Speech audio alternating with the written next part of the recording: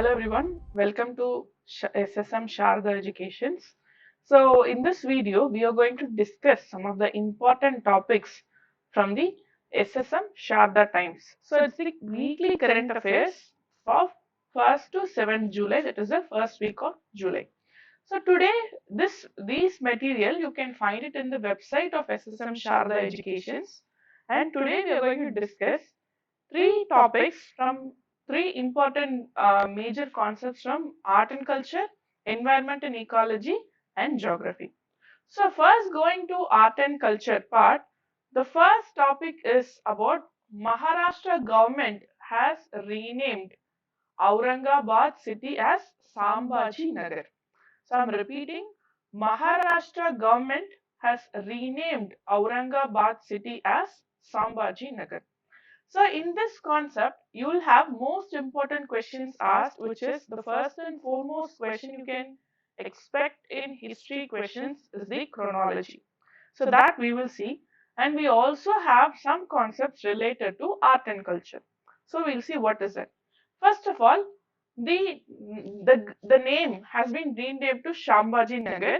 So initially, the name was against Aurangabad, the famous ruler Aurangzeb. So the government has also renamed Osmanabad city, and this Osmanabad is named after the last ruler of Hyderabad.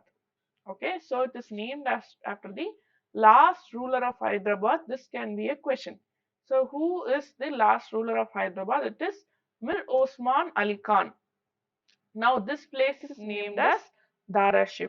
So Aurangabad is named as Shambhaji Nagar, and this is named as Osmanabad city is named as Daraship. So what we have to know, who is this Sambhaji?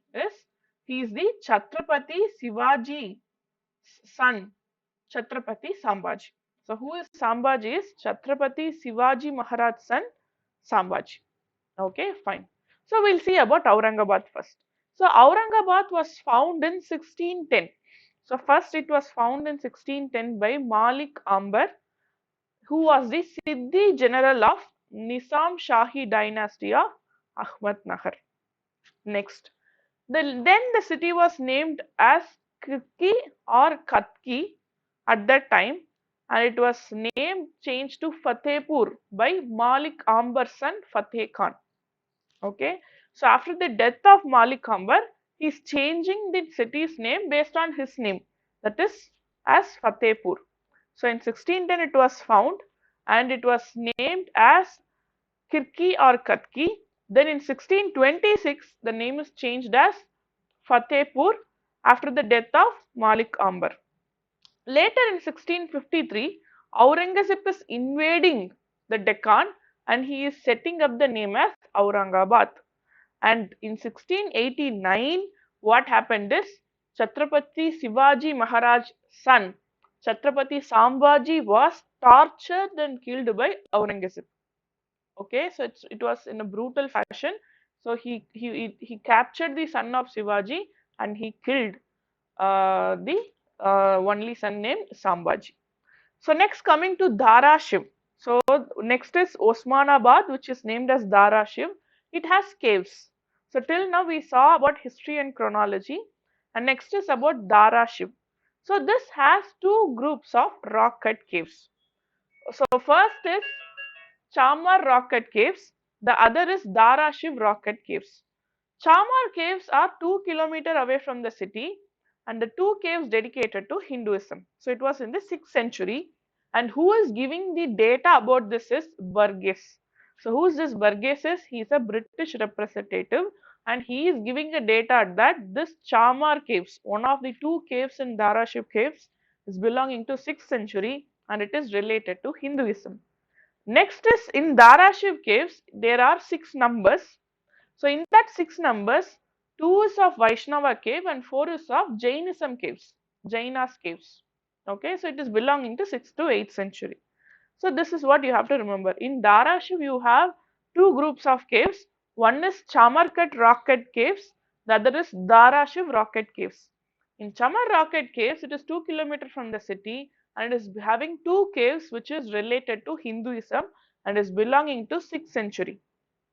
Next is Dharashiv caves have 6 in number, and that 4 is belonging to Jainism and 2 is belonging to Vaishnavism, and this is belonging to 6th to 8th century. Okay, this is about these cities. Next is, it's a culture based question, Ashadi Beach. So what is this? See, this Ashadi Beach is an agriculture festival. Okay, so this agriculture festival is very, very important because it is beyond the religion, it is related to nature, it is based on the monsoon. So we can expect many questions based on this. And one more important concept is the Prime Minister Narendra Modi ji has greeted the people on Ashadi Beach, which is a Kutch New Year. So where is Kutch? It's in Gujarat. So this Ashadi Bij is celebrated by the North Indian states like Gujarat, UP and some other places. Okay, it's an auspicious day for farming communities. Every state, almost every state has some farming community related festival. It's very important to know that. I will show you some of the important festivals of different states also. So we'll see, continue this. See, this Ashadi Bij is the second day of Sukla Paksha of Ashada month of the Hindu calendar. I'm repeating, it's the second day of Sukla Paksha of Ashada month of the Hindu calendar. So it's an auspicious day for farming community, as I told you, in the northern India. So it marks the beginning of Kutch New Year, and that is for farming. So what is this about? They predict the monsoon. Okay, they predict the monsoon and check the moisture in the atmosphere. After checking the moisture in the atmosphere, they come to know if that crop will be sustainable, if that year's harvest will be successful or not, they will know. So on this occasion, Ratha Yatra is also celebrated. Ratha is chariot. Okay, Ratha Yatra is also celebrated.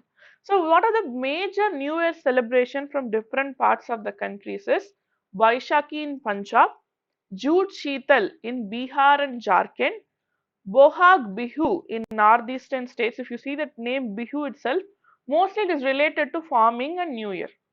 Gudi Bhadwa, Maharashtra, Ugadi in Karnataka, Telangana and Andhra Pradesh, Vishu, it is in Kerala, Pohela Boishak in West Bengal. So this is the important concept. I am repeating, this material is available in the institution's website. You can go and download it there. You can use that material in your hand and you can listen to these lectures, which will help you have a even more better understanding. Next is Jagannath Puri Rath Yatra. So one of the most important thing, and this is having a very good story.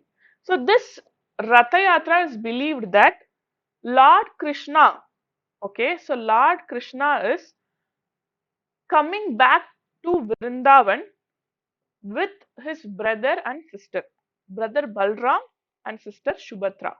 Okay, Balabhadra or Balram. So these are the names given to brother of Lord Krishna. So that is what is about this festival. So you can see 3 chariots here. So one chariot has Lord Jagannath, who is nothing but Lord Krishna, and one chariot is of Lord Shubhatra and the other is of Lord Balram or Balabhadra. Okay. So initially in 2020 and 2021, the public was not allowed due to COVID-19 restriction, but this year in July, this took place. You can just see how crowdy, how many people have participated and enjoyed the Rath Yatra. So about the Jagannath Rath Yatra, it's a chariot festival which is held in Puri, Odisha. So it's a Vaishnava festival. It's a 9-day long festival which is marking the return of Lord Krishna to Vrindavan. Okay, yes. So they come to Vrindavan through Gundicha temple via Mausima temple, maternal aunt's home. Mausima temple near Sharda Bali Puri, and they come to Vrindavan. During this festival, as I told you, 3 chariot is taken. Coming to Jagannath temple, very, very, very important. This can be asked as the question in UPSC. So it is believed to be constructed in 12th century by King Ananthavarma Chodaganga Deva. Very important. It is constructed by King Ananthavarma Chodaganga Deva of Eastern Ganga dynasty, 12th century. So it's having a very important belief system that in this temple, the Yamanika Tirtha is there. What is this Yamanika Tirtha is? We know Lord Yama, the god of death. It is considered that here the power of Lord Yama is nullified because Lord Jagannath is here. Okay, so this temple was called as White Pagoda, and it is one of the Char Dham pilgrimage, very important. It is having Badrinath, Dwaraka, Puri and Rameshwaram. This is the Char Dham of Vaishnavism, very important. You can just see where they are. Badrinath is in Uttarakhand, northern India. Dwaraka is in Gujarat, western India. Puri is in Odisha, eastern India. Rameshwaram is in the southern India. Okay, Rameshwaram is in the Tamil Nadu, southern India. So you can see it is like a 4 parts connected, and it is considered that every person who is belonging, who is having a belief in Vaishnavism should visit these temples. It means that they get moksha once these 4 temples are visited. That is what is Chardham of Vaishnavism. Okay, so I am repeating, it's in the all the 4 corners of our country, and it is believed to be giving moksha to people who have visited all the 4. Okay, so there are 4 gates to the temple of Puri Jagannath.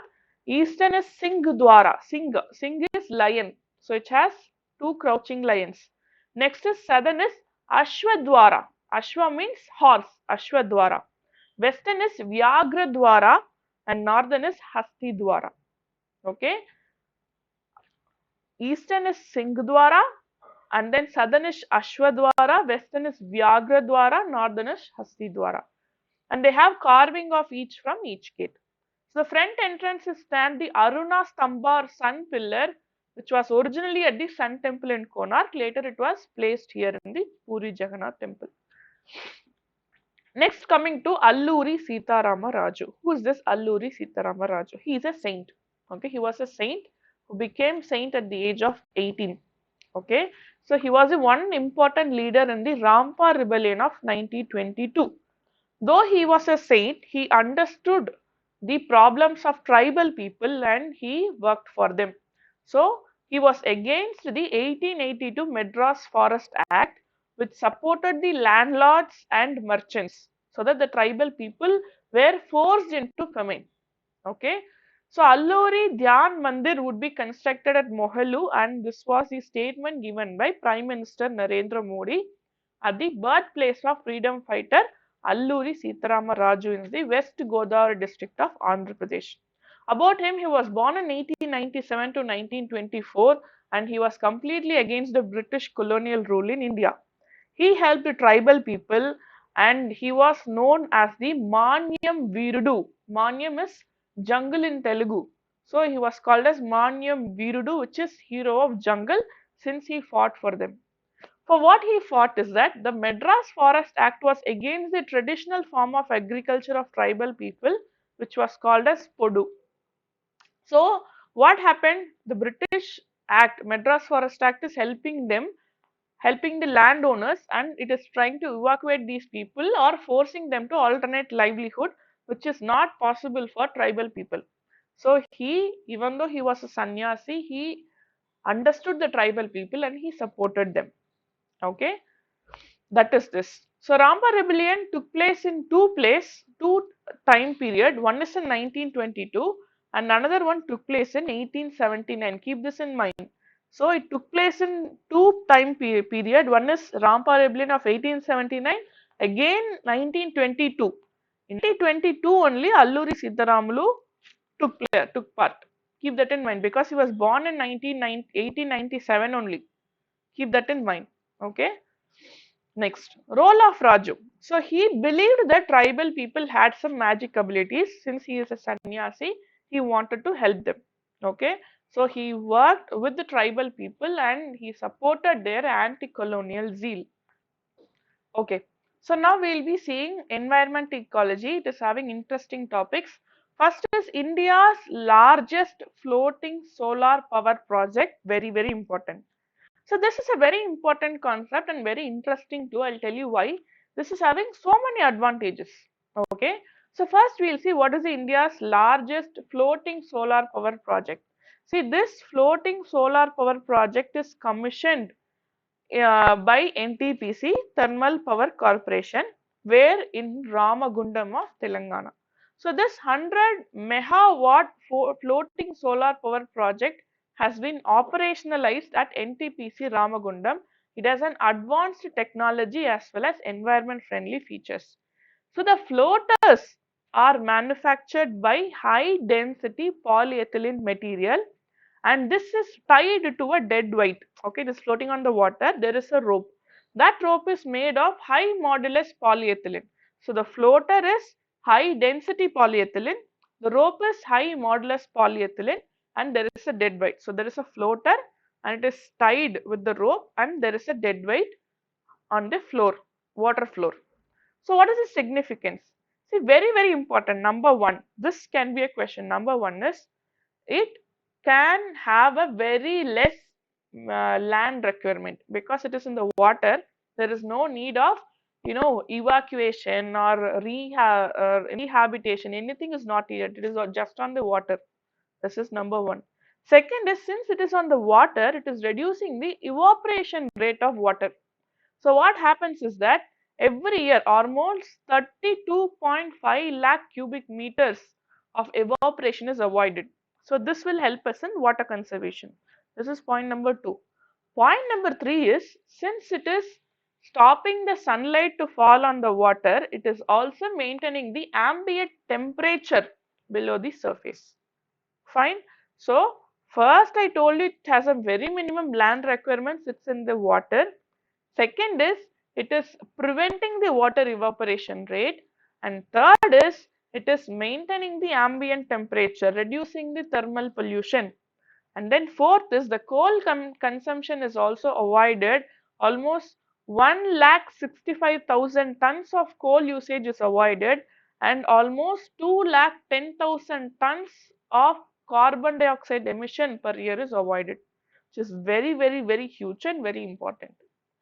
Okay, so that is why this floating solar power project is a very potential question in UPSC. This is the future of solar power plants. Okay, next is enforcing single-use plastic ban. So this rule of enforcing single-use plastic ban came in August 2021 itself, that is 1 year back, by the Environment Ministry. But now it has been enforced from this July 1st of 2022. So what is this single-use plastic ban is that? So this single-use plastic, what are the single-use plastic? The name itself tells us you can only use it once and you cannot reuse it.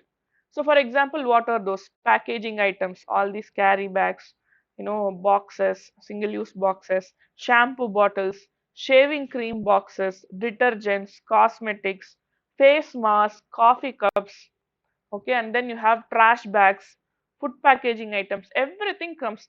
Whatever plastic, you cannot be using it again. It's a single use plastic. Okay, so why these items are banned? So what happens is that plastic exists in the environment, but why single use plastic is a problem is two concepts. Number one, sometimes these plastics are not easy to recycle. Why? They are very small. Okay, so what happens? The people who are picking up plastics and giving it for recycling find it very less paying for their effort. So they just keep it, like they just leave it on the roads or anywhere it is. So it stays in the environment itself. This is number one. It is very tough to collect is the first point. Number two point is, once it is staying in the environment, it does not decay but turns into something called as microplastic. Yes, it's a UPSC question. It turns into microplastic and enters the human body and marine life system also. So difficult to recycle, and it is also ending up as microplastic is the issue. So the largest share of single-use plastic, about 95%, comes from packaging items. Every packaging, it includes shampoo, food items, the plastic wrapper you have it for biscuits, chocolates, and then everything. Every box that has a plastic outer wrapper, everything includes for packaging. About 95% of single-use plastic is this packaging items. Okay, including shaving cream, toothpaste to frozen items. So how will this ban be enforced? Very important. See, it is including two important factors. Number one, who is the enforcing authority is the state and central pollution control boards. Okay, since they are responsible for air and water pollution, they are the enforcing authority. They have pollution control committees to modify or revoke the consent to operate the issues. Fine.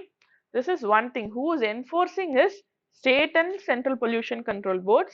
And now BIS also has passed standards for biodegradable plastic. And one more thing is the offenders, the violators are punished under Environmental Pollution Act of 1986. Very important. So who is enforcing is Central Pollution Control Board and State Pollution Control Board. BIS has passed the standards for biodegradable plastic. At the same time, it is penalized under the Environmental Protection Act of 1986. Fine. They can also be asked to pay environmental damage compensation by the state pollution control. So what is this what is the environmental damage from the single use plastic is? It is less amendable for recycling. As I told you, it is very thin, very light. It is of no use of recycling. So what happens? It is staying in the environment itself. The collectors also, they are not getting enough incentives. They just leave it in the environment, which is leading to leaching of toxins in the soil. Okay. Next, amendments in Environmental Protection Act of EPA. So this Environmental Protection Act is one important concept in UPSC, environment in ecology. Why? This is a combination of polity and ecology. I'll tell you how. So what is the change? First we'll go into that. The Environment Ministry has increased the fines, whereas they have reduced the imprisonment for environmental violations. Fine, this is the change. They are increasing the fines and they are reducing the, this is a proposal, they are reducing the imprisonment. So what is this Environmental Protection Act is? According to Article 253, what is this Article 253 is? Parliament can pass law to empower international agreements signed by the country. Do you understand? So Parliament, according to Article 253, Parliament can pass laws. Okay, they can pass laws which is empowering the agreement, international agreements signed by the country. So what is this? The purpose of the act is to implement the decision of UN Conference on Human Environment. Very important. This can be a question. So this Environmental Protection Act is to implement the decision in the UN Conference on Human Environment. And one more thing is it was enacted as the backdrop of Bhopal gas tragedy in 1986. Okay, so this is to protect and improve the human environment and the prevention of hazard to human beings and also other living creatures, plants and properties. So it's giving an umbrella power to the Parliament. Based on this act, Parliament can enact more laws and can bring more rules and regulations. So this act was amended in 1991. The present clause is that in present, up to 5 years and fine of 1 lakh or both is present, and if the violation is continuing, for the first time it is 5 years or with fine of up to 1 lakh or both. When the violation continues, an addition of 5,000 for every day is also included. This is also having provision for jail terms which is extending up to 7 years. Now what is the proposed change is that they are bringing it 5 to 500 times of more of fines. And what happens when there is a heavy injury? What happens is when there is an injury or grievous injury or life damage, it goes under Indian Penal Code of 1860, Section 24 of Environmental Protection Act. Next is the removal of prison term is also applying not only to Environmental Protection Act but also to Air Act and Water Act. This you have to keep it in mind. And an adjudication officer can be appointed who will decide on the penalty in the cases of environmental violation. So what happens to the fine collected is it will go under something called as Environmental Protection Fund. This is a proposed change. So they are increasing the fines and they are shifting the injurious things to Indian Penal Code, and then they are appointing an adjudication officer They're removing the act, they're removing the prison for Air Act, Water Act and Environmental Protection Act also for some violations, and the fund collected, the penalties collected will go under the concept of Environmental Protection Fund. Okay. So, final topic we are seeing now is coral triangle. It's a geography topic, very, very important, coral triangle. What is this coral triangle? It includes the southeast nations of Western Pacific Ocean. The coral triangle is a marine area which is in the Western Pacific Ocean, and it has almost about 75% of world species of coral. Okay, so what is the problem here is, it is studied that 2 degrees Celsius of the temperature exceeding 2 degrees Celsius for around 60 years between 2040 and 2100 would affect almost 30,000 species that live on land and in the sea. That is a study. This coral triangle in the Western Pacific Ocean constitutes waters of Indonesia, Malaysia, Philippines, Papua New Guinea, Timor-Leste and Solomon Islands. Almost 75% of world species of corals and 600 different species of coral reef building species are getting affected. It also has world's 7 marine turtle species, mangrove forest and more than 2,000 of reef fishes. It's very rich. That's why it's called as rainforest of ocean. Corals are as rainforest of ocean because of this reason. Other species are including whales, tuna, dugong, hump-head wrasse, dolphins and porpoises. Okay, so you know about whales, tuna, dugong. Dugong is a herbivore marine mammal. This was once a UPSC question. It's a herbivore marine mammal. Okay, yes. So the coral triangle is also supporting large population for commercial tuna fish, commercial tuna fish fishing $1 million business. Over 120 million people live in this place. About 2000 languages spoken. See, this coral triangle is having a very rich society and culture, very rich economical potential and very important environmental and ecological factors. That is why this coral triangle is very, very important. This definitely has a potential in UPSC examination. So, what are all the threats? First threat is coral reef bleaching, sea level rise, seawater acidification, destruction of mangroves. All these things are due to one major reason, which is global warming and climate change. Okay. Next is, the coral triangle is having tuna drive and also live reef fish. Live reef fishes has been traded around the world as a luxury food item. See, tuna is a very major source of protein in many places, but this live reef fish is a luxury food item that is very costly and is consumed for prestige, consumed for societal status. Okay, for taste and societal status. So what happens is, because of this tuna and this coral reef hunting, fishing, non-targeted fish species are also getting got in the gill nets. Okay, which includes endangered marine turtles, sharks and juvenile fish. Juvenile fishes are very small fishes. So what happens while hunting? It is, while fishing, what happens? It is affecting the present population of fishes. It is also affecting the future population of fishes. That means that it is not a sustainable form of fishing. It is an environmental degradation form of fishing. Fine.